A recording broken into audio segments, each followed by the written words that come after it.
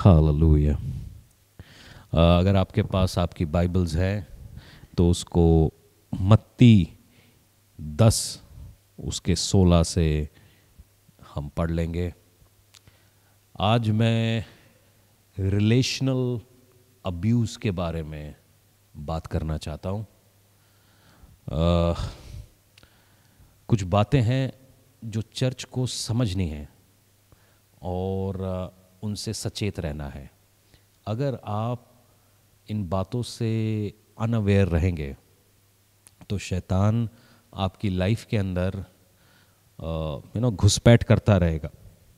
कलाम यूँ कहता है मत्ती 10 के 16 में, देखो मैं तुम्हें भेड़ों के समान भेड़ियों के बीच में भेजता हूँ, इसीलिए सांपों के समान बुद्धिमान और कबूतरों के समान भोले बनो, परंतु लोगों से सावधान रहो, क्योंकि वे तुम्हें महासभाओं में सौंपेंगे और अपनी पंचायतों में तुम्हें कोड़े मारेंगे।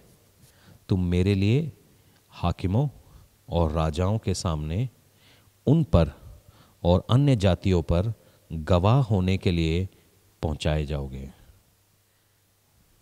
मैं आपको डरा नहीं रहा हूँ और ना मैं कोई एस्केटोलॉजी पढ़ा रहा हूँ, मगर यहाँ पे एक सीधा सीधा कमांडमेंट है। परमेश्वर ने अपना मिशन बड़ा क्लियर बताया। वो यूँ कहता है, एज अ शीप, भेड़ियों के बीच में जा रहे हैं। भेड़ को भेड़िए के बीच में भेजने का मतलब क्या है?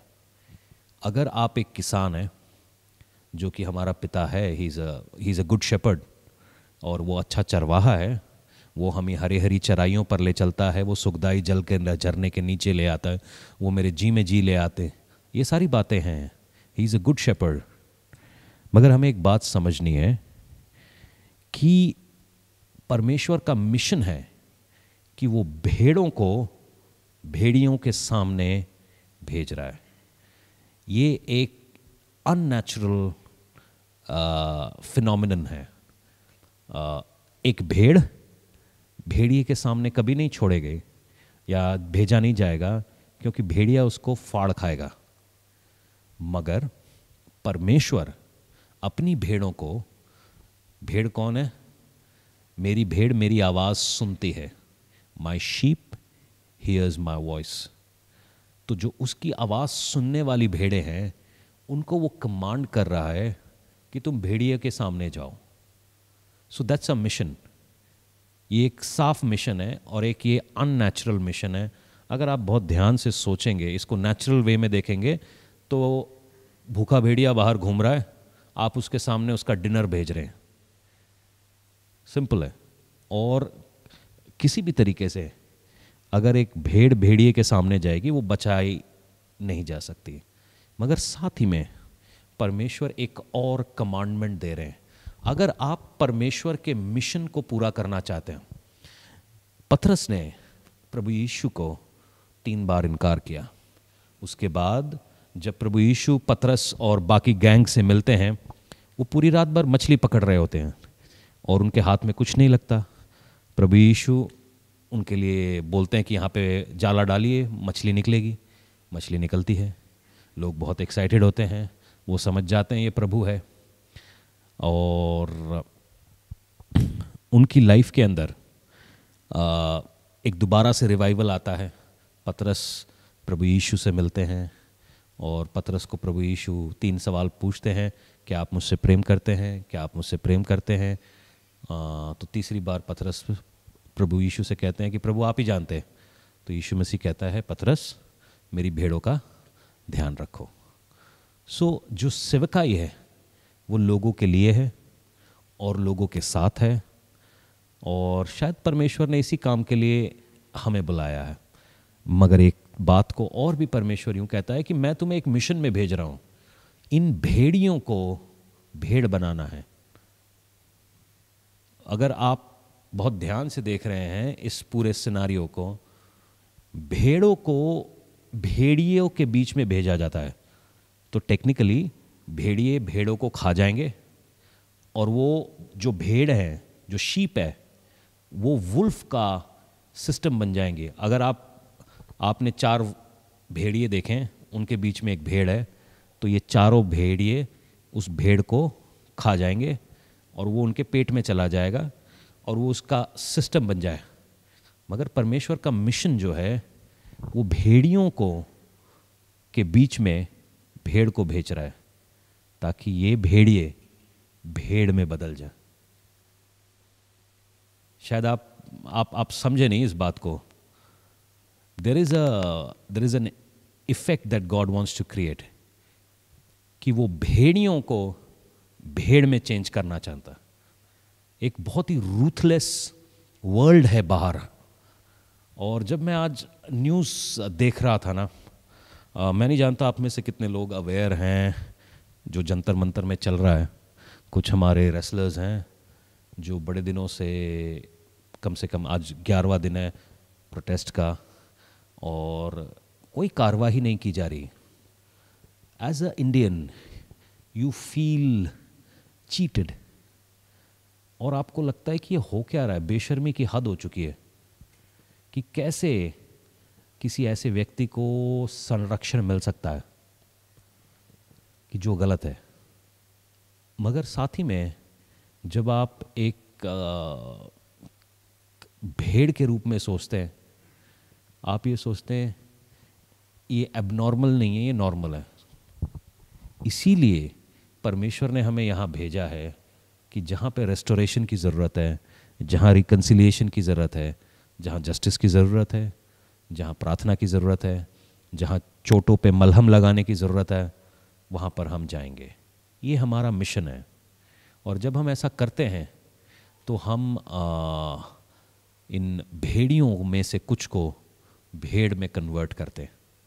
मगर साथ ही में एक आज मेरा फोकस, इसका जो दूसरा स्टेटमेंट है जो परमेश्वर ने हमें दिया, एक कमांडमेंट दिया, वो कमांडमेंट ये है, इसीलिए सांपों के समान बुद्धिमान और कबूतरों के समान भोले बनो। ये परमेश्वर का एक कमांडमेंट है। वो कहता है कि मैं तुम्हें एक इम्पॉसिबल मिशन पे भेज रहा हूँ, मगर उस मिशन पे जाने का जो मेन फंडा है वो आपको सांपों के समान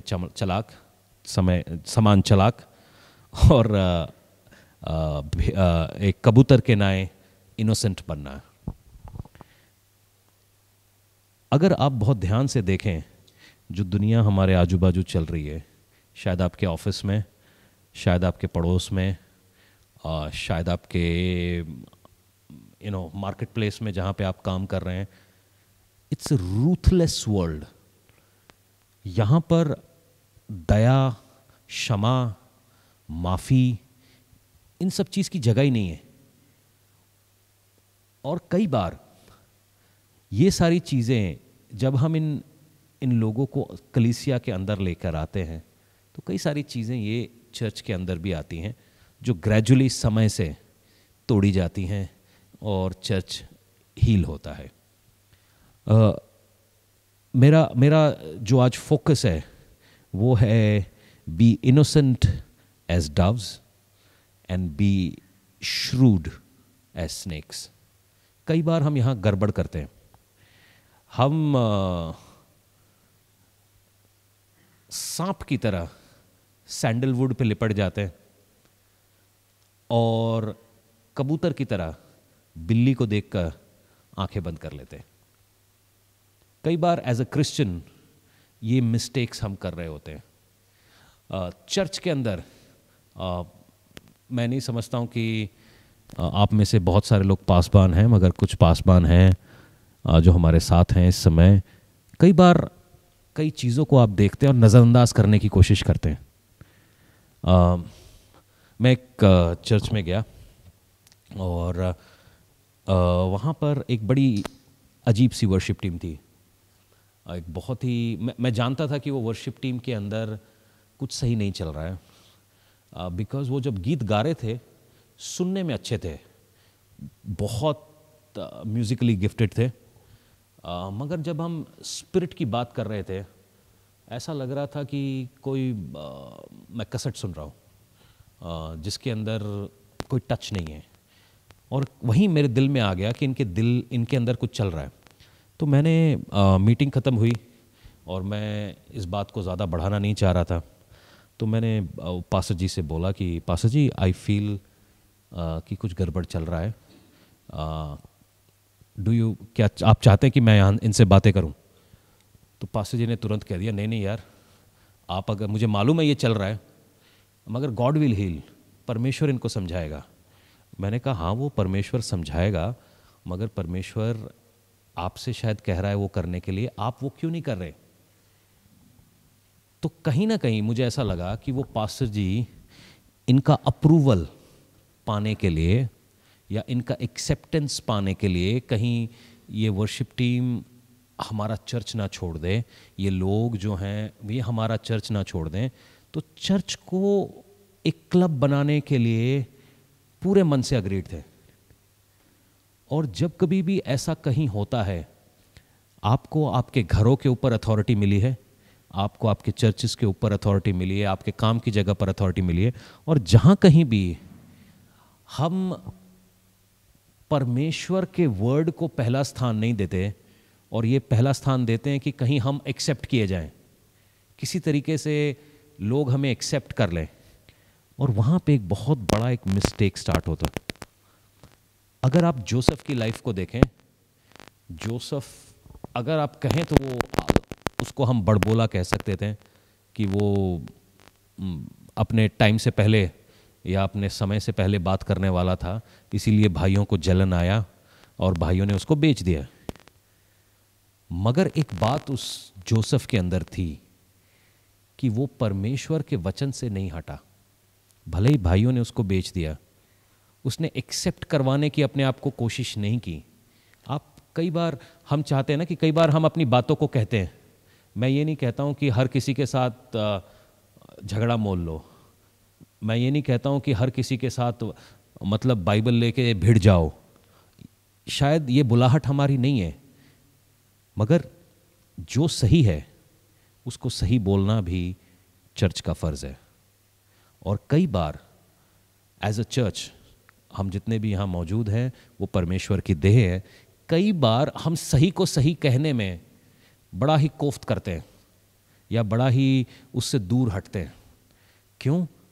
शायद मेरा क्या इससे मेरा क्या लेना देना, मैं तो पास्टर नहीं हूँ, मैं तो एक सिंपल चर्च मेंबर हूँ, मैं तो सिंपल एक मेरे तो ये बच्चे भी नहीं हैं, तो मैं इनसे क्यों मोल लूँ?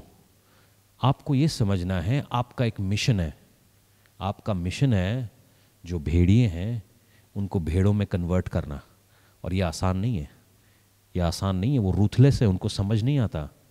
उनके लिए आप खाना है और आप खाने को बोल रहे हो कि जो आपको मारने वाला है उनको आप चर्च में लेकर आओ या उनको अपने अंदर कन्वर्ट करो। And it's a very typical mission. इसीलिए प्रभु यीशु ये कहते हैं कि एक सांप की तरह चालाक बनो और एक डव के तरह इनोसेंट। कई बार हम इस बात को नहीं समझते, इस कमांडमेंट को नहीं समझते। अगर आप अवेयर नहीं हो कि आपकी नाक के नीचे, आपकी आंख के नीचे क्या चल रहा है, देन यू आर फूलिश। क्योंकि लोग बड़े अजीब तरीके से डील करते हैं, उनका सोचना बहुत ही ग्रेविटेटेड होता है कि जिस बैकग्राउंड से वो आए हैं। एक नशे वाला आदमी जो नशे से छूट रहा है, प्रेज गॉड, हमारा काम है उसके लिए प्रेयर करना, हमारा काम है उसको सपोर्ट करना इमोशनली, जैसे भी तरीके से है हम उसको सपोर्ट करना। मगर कई बार हम उसको करेक्ट करना भूल जाते हैं। ये शायद आपके घरों में भी हो रहा होगा। क्यों मुझे अपने बच्चे से पंगा लेना है यार, नज़रअंदाज कर देता हूँ। क्यों मुझे अपनी वाइफ से पंगा लेना है यार, नज़रअंदाज कर देता हूँ। एक्सेप्ट हो जाऊँगा ना, उस समय मैं एक्सेप्टेड हो जाऊँगा। क्यों मुझे अपने चर्च से पंगा लेना है? God will teach them in time, मैं गुड बॉय बना रहा हूँ, तुम मेरे चर्च आते रहो, मेरा तुम्हारे साथ हाय हेलो चलता रहे, everything is hunky dory. But that's not what God wants. God wants you to be a change bringer, एक बदलाव लाने वाले. क्योंकि बदलाव अपने आप में एक जंग है. जितने लोग 40 की उम्र तक पहुंच चुके हैं, आपको मालूम है कि 1 किलोमीटर दौड़ना के लिए आपको साहसी अवार्ड मिल सकता है, परमवीर चक्र मिल सकता है. 17 साल में 10 किलोमीटर दौड़ना कोई बड़ी बात नहीं थी, मगर यही 40 साल में 1 किलोमीटर दौड़ना बिना रुके, you are as good as Paramvir Chakra. ये बात को समझना है, क्योंकि ये चेंज है, क्योंकि आप एक बदलाव लाने की कोशिश कर रहे हैं और ये हमेशा दर्द देता है. तो उस दर्द को मिनिमाइज करने के लिए हमें कुछ बातों का ध्यान रखना है. We need to be aware कि हम कहाँ से किस से डील कर रहे हैं. कई सारे लोग आंखें बंद करके शादियां करते हैं, कई सारे लोग आंखें बंद करके बिजनेसेस करते हैं, कई सारे लोग, और ये चर्चेस के अंदर हो रहा है, कनेक्शंस बनाते हैं. क्यों? अपने फ़ायदे के लिए. मैं बहुत साल पहले गोवा में मिनिस्ट्री से पहले, अगर मैं मिस्टेकन नहीं हूँ तो 2010 के एंड में परमेश्वर मुझे गोवा में ले गया था. तब मैं मिनिस्ट्री में आना भी नहीं चाह रहा था. मेरा काम, मैं सोच रहा था पार्ट टाइम मिनिस्ट्री करूँगा, अच्छा रहेगा. तो हम एक होटल में जाते हैं और वहाँ पर एक हिंदू कपल हमें मिलता है और बहुत ही अच्छे हैं, हस्बैंड एंड वाइफ. हस्बैंड उस रिजॉर्ट का गार्डनर था और वाइफ क्लीनिंग स्टाफ में थी. और उन्होंने हमको वो एक बीच के बारे में बताया और मतलब जगहें बताई कहाँ आप गोवा में जा सकते हैं, कहाँ पे अच्छा खाना मिलता है. और ऐसे ही मतलब हाय हेलो करते थे, हम मिलते थे. और अचानक से हम वहाँ पे 7 दिन थे, तो चौथे 5वें दिन हमने पूछा कि भाई संडे है, चर्च जाना है, कहाँ जाएं. तो हम विश्वासी हैं और ये जो चर्चेज़ हैं आजू बाजू ये कैथलिक चर्चेज़ हैं. तो वो कहते हैं हम भी विश्वासी हैं, आप हमारे चर्च आना. तो खैर हम ये जान के बड़े एक्साइटेड हुए कि ये जो लोग हैं ये हिंदू परिवार से हैं और ये विश्वास में हैं. हालेलुया. खैर हम उन चर्च में नहीं गए, हम कहीं और गए. और क्योंकि हमें किसी और ने इनवाइट कर दिया था उस समय मुझे गोवा भी नहीं जाना था. 2013 में मैं वापस गोवा जाता हूँ. परमेश्वर मुझे कहता है गोवा में चर्च स्टार्ट कर. और मैं ढूंढते ढूंढते इन लोगों से मिलता हूँ. एक दिन हम गोवा में प्रेयर ड्राइव कर रहे थे, तो हम उसी बीच पर गए जहाँ पर हम पहली बार गोवा में गए थे, मी एंड सिस्टर नेहा. और तब अर्सला हमारे साथ भी हमारे साथ थी. एंड मैं इन दोनों से मिलता हूँ. इन दोनों के मुंह छोटे हैं. मैंने कहा आपने मेरे को पहचाना? कहता हाँ जी आपको पहचाना. मैंने कहा हम यहाँ पर 2 साल पहले आए थे, क्या आप पहचान गए? बोला हाँ. उन्होंने मेरा नाम भी बोला. तो मैंने कहा कि परमेश्वर ने हमें यहाँ पर चर्च स्टार्ट करने के लिए भेजे. जैसे ही मैंने इतना बोला, दोनों हस्बैंड वाइफ गायब हो गए. मेरे को बड़ा अजीब लगा. मैंने कहा ये क्या हो गया? थोड़ा सा मैंने फैक्ट फाइंडिंग की तो इन्होंने कहा कि जिस कलीसिया में ये जाते थे वहाँ पर एक स्कीम आई, पास्टर जी एक स्कीम लेकर आए. अब मुझे सच झूठ नहीं पता, तो पास्टर जी एक स्कीम लेकर आए कि भाई आप अपने कमाई के पैसे इसमें डाल दो, ये चिट फंड है, और कमाई के पैसे 30 गुना 40 गुना हो जाएंगे. ये सिंपल लोग थे, इन्होंने अपने सारे पैसे डाल दिए और वो चिट फंड वाला गायब हो गया. और ये लोग पूरा का पूरा परिवार, हस्बैंड वाइफ 2 बेटे 1 बेटी का परिवार, इस बात को देखकर विश्वास से पीछे हट गए. और न जाने इसके जितने कितने, जब मैंने फैक्ट फाइंड करने की कोशिश करी कि ये जो चर्च था यहाँ पे कितने लोग आते थे, उन्होंने बोला कि वहाँ पे कम से कम 250-300 लोग आते थे. और गोवा की जगह में 250-300 इज़ अ ह्यूज नंबर, क्योंकि वहाँ पर traditional church non denominational churches को चढ़ने नहीं देता। इन लोगों ने ये 300 आदमियों के साथ एक किस्म से, अब मुझे नहीं मालूम इसमें कौन शामिल था कौन नहीं शामिल था, एक धोखा किया। और क्योंकि ये जो लोग थे ये भेड़ की तरह भेड़ियों के सामने गए, मगर परमेश्वर के कमांडमेंट को इन्होंने समझा नहीं कि सांप की तरह चालाक और डव की तरह इनोसेंट बनो। इन्होंने चालाकी दिखाई नहीं, एंड बिकॉज इन्होंने अपनी बुद्धि का इस्तेमाल नहीं किया, इनका फेथ इनसे हटा लिया गया। हो सकता है हम पास्टर जी को धोखेबाज कह सकते हैं, शायद वो भी खुद धोखा खा गए हों। मुझे आई डोंट वांट टू जज इट, मगर अगर एक पासबान होने के नाते अगर मुझे फैक्ट फाइंड करने थे इससे पहले कि मैं इस स्कीम को अपने चर्च में लेकर आता, मैंने वो नहीं किया। या वो पास्टर जी को करना चाहिए था, पता करना चाहिए था, रिगरस बैकग्राउंड चेक करना चाहिए था, ताकि अपने 200 विश्वासियों के जीवन को बचा सकते हैं। कई बार हम ये सारी चीज़ों को बड़ा ही नीचे समझते हैं। हमको लगता है जुगाड़ चलना चाहिए किसी भी तरीके से, और ये हमारे लिए एक बहुत बड़ा टिपिंग पॉइंट है। जुगाड़ कितने समय तक चल जाएगा? आज मैं एक वचन आपके साथ बांटना चाहता हूँ, और कई बार हम टू गुड प्ले कर रहे हैं। जब यीशु मसीह ने पतरस को डांटना था, उन्होंने डांटा। उस पतरस को कहा कि भाई मैं तेरे ऊपर चर्च खड़ा करूँगा, और उसी पतरस को बोलता है गेट बिहाइंड मी सेटन। आप सोचिए कितना, मतलब how he was dealing with his own disciples. मैं चाहता हूँ नीति वचन 13 हम पढ़ेंगे और कुछ बातों को ध्यान देंगे। मैं चाहता हूँ आप भी ध्यान दीजिए, बिकॉज आप ऐसे लोगों के साथ डील कर रहे हैं।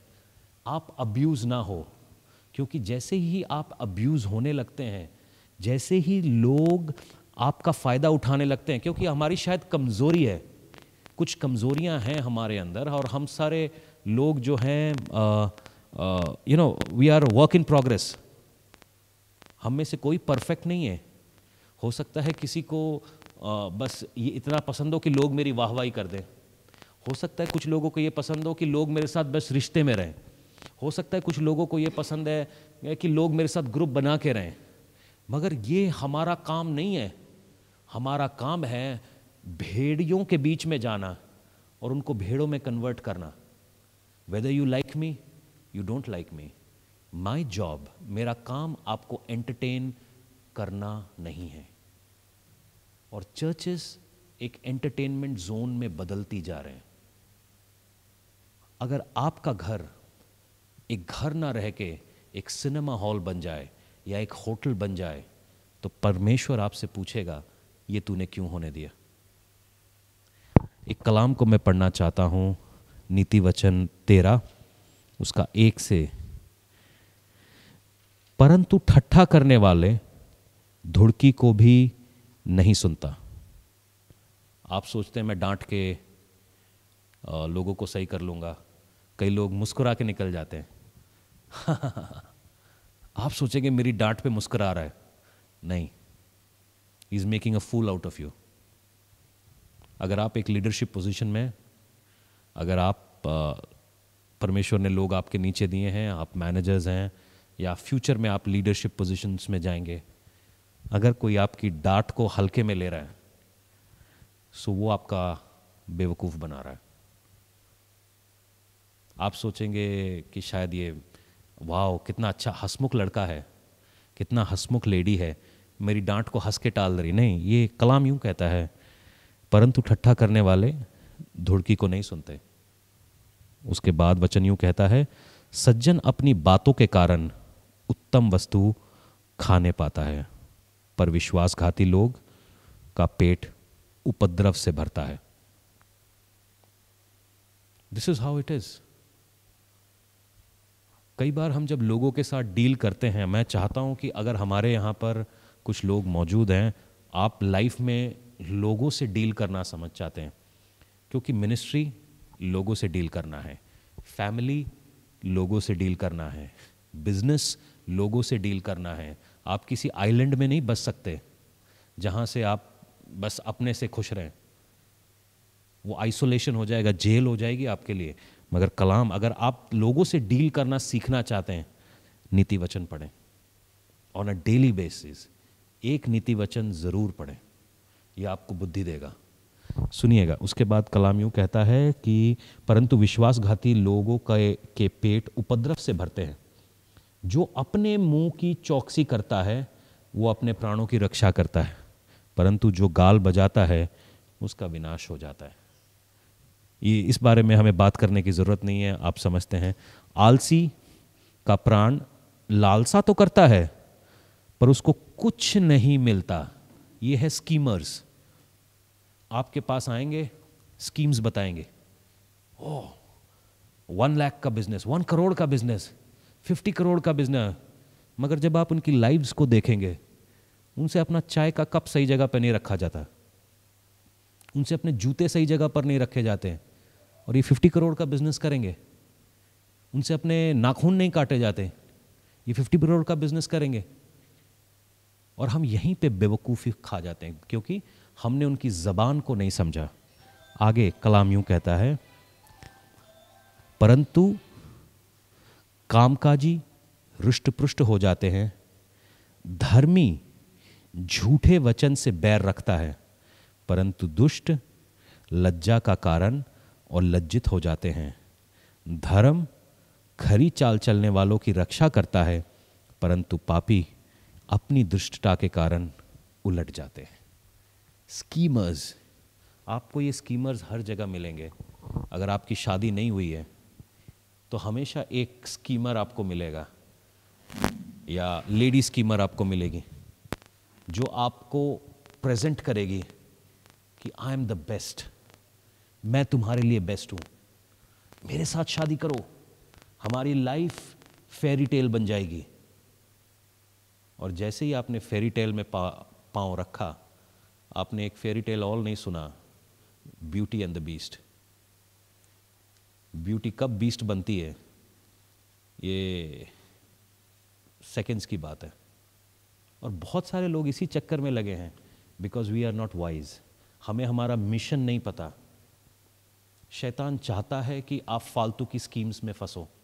शैतान चाहता है कि आप फालतू के जो अपना डिसिप्लिन का पार्ट है आप उसको ध्यान मत रखो, ताकि वो आपको फंसाता रह सके, ताकि वो आपको अब्यूज़ करवा सके। और जब कभी भी आप अब्यूज़ होंगे, आपका फेथ लीक होगा, लोगों पर से आपका विश्वास उठेगा, लोगों के ऊपर बिटर होंगे, गुस्सा आएगा। और क्योंकि हम लोगों से गुस्सा खाएंगे तो हम उनको ब्लेस कैसे करेंगे? जिससे आप नफरत करते हो, you can not bless it. इसीलिए मैं देखता हूँ कि परिवारों में इतना डिवाइड है। बच्चे माँ बाप से नफरत करते हैं, माँ बाप बच्चों से नफरत कर रहे हैं, हस्बैंड वाइफ एक दूसरे से नफरत कर रहे हैं, क्योंकि what you hate you cannot bless it, क्योंकि we are not sharp enough to understand कि शैतान काम कैसे करता है, कैसे वो हमारी जिंदगियों को तोड़ मरोड़ रहा है। क्योंकि हमें हमारा मिशन नहीं पता, हमें हमारा मोडस ऑफ ऑपरेंडी नहीं पता कि कैसे काम करना है, हमें मालूम नहीं है लोगों के साथ डील कैसे करना है। और ये हमारी बहुत बड़ी मिस्टेक है, और इसीलिए हम हर रोज़ अब्यूज़ हो रहे हैं, हमारे साथ धोखे हो रहे हैं। हमने कभी दायरे मेंटेन नहीं किए। आपको मालूम है, जिन घरों की दीवारें, जो बाउंड्रीज स्ट्रांग होती हैं, उनके रिश्ते उनके नेबर्स के साथ अच्छे होते हैं। जिन घरों में बाउंड्रीज नहीं होती, वहाँ पे हमेशा लड़ाइयाँ होती हैं। दादा ने बाउंड्री नहीं लगाई, मैं क्यों लगाऊं? और वो उसी के बाद प्रॉपर्टी का केस खाते हैं। आपने क्या अपने घरों में बाउंड्रीज तय की हैं? क्या आपने अपने बच्चों के साथ बाउंड्रीज तय की हैं? क्या आपने अपने चर्च में बाउंड्रीज तय की हैं? क्योंकि जैसे ही आप बाउंड्रीज तय करते नहीं हैं, या बाउंड्रीज आप समझते नहीं हैं, आप अब्यूज होने लगते हैं, and you start getting filled with bitterness. आपके अंदर कड़वाहट आने लगती है। फर्ज कीजिए ये जो मैं कपल की बात कर रहा था, अगर इन्होंने अपने दायरे सेट किए होते और सारी बातों को जांचा होता तो शायद ये परमेश्वर में आज भी बने होते, शायद ये आज परमेश्वर के लिए कुछ कर रहे होते। मगर ये जो कपल था ये लोगों की बातों में आ गए और इनका विश्वास लीक हो गया। मैं आज चाहता हूं कि आप कुछ बातों को समझिए। हमारी लड़ाई मांस और लहू से नहीं है, मगर हमारी लड़ाई अंधकार की ताकतों से है जो स्वर्गीय स्थानों पर है, जो इन मांस और लहू का इस्तेमाल कर रही है हम तक पहुंचने के लिए, हमें नुकसान पहुंचाने के लिए। Be smart as snake, innocent as dove. परमेश्वर से आप मांगिए कि परमेश्वर मुझे बुद्धि दे, मैं कैसे डील करूं। मैं बहुत सारे लोग यहां पर देख रहा हूं कि आप लोग अब्यूज हो रहे हैं, धोखा खा रहे हैं, और ये धोखा आप रेगुलर बेसिस पे खा रहे हैं। मैं आज चाहता हूं कि आज वो धोखा खाना बंद करें। ना धोखा दें, ना धोखा हमें मिले। अगर आप इस बात से निकलना चाह रहे हैं कि मैं अपनी लाइफ में बाउंड्रीज सेट करना चाहता हूँ, मैं अपनी लाइफ में एक क्लियर हिसाब रखना चाहता हूँ। बहुत सारे लोग शादियाँ कैसे करते, मैं चाहता हूँ कि कभी मेरी एक किताब है जो मैंने आधी लिखी हुई है,